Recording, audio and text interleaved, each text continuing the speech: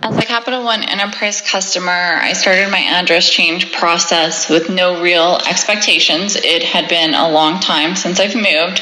I was able to progress quickly through changing my address online with my other financial institutions via their websites with no phone calls or additional authentication required by any of them, probably 5 or so, because I'm by logging into OLBR and searched for address change. I found a link about address change self-service that actually directed me to use a chat applet. I needed to wait about 15 minutes or so, as I recall, for a representative to be able to chat with me.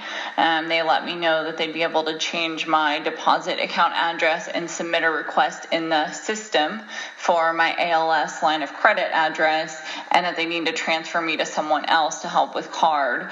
I waited because I had waited for about 15 minutes or so to speak to a representative, and the chat applet is in a different window than OLBR. My OLBR timed out sometime during my chat conversation, and I was asked to log back in before I could continue chatting, which I thought was silly.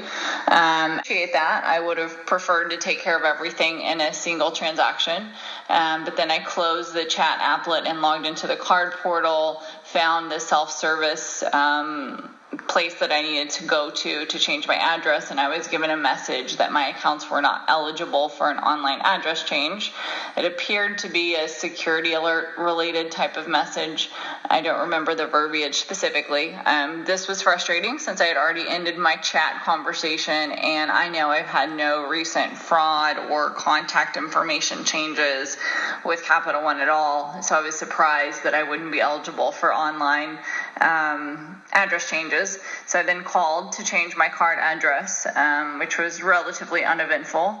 And then about 2 weeks after all of this occurred, I received a phone call from fraud asking me to verify my address change request. And I'm not certain whether that was card or bank fraud, but the whole thing was above and beyond frustrating and silly. So I wanted to share my experience.